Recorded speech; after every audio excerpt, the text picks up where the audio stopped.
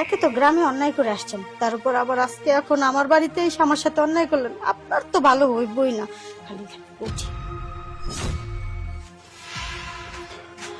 ওমা, দেখছো কম্পিউটার কিচ্ছু বন্ধ করে নাই, ঘুম ধরছে, ঘুমায় গেছে। কিন্তু তার সাথে যে আজকে আমার ডেট, এটা কি তার মনে নাই? আগে ঘুমায় গেছে আমি আসার আগে। না, আমি তো আমার সুখ হাতছাড়া করবো না। ডেট যখন আজকে দিছে, আজকে আমি আদর নিয়েই ছাড়বো। আর তুমি কি জানো না, স্বামীটা আমার বাড়িতে থাকে না সব সময়।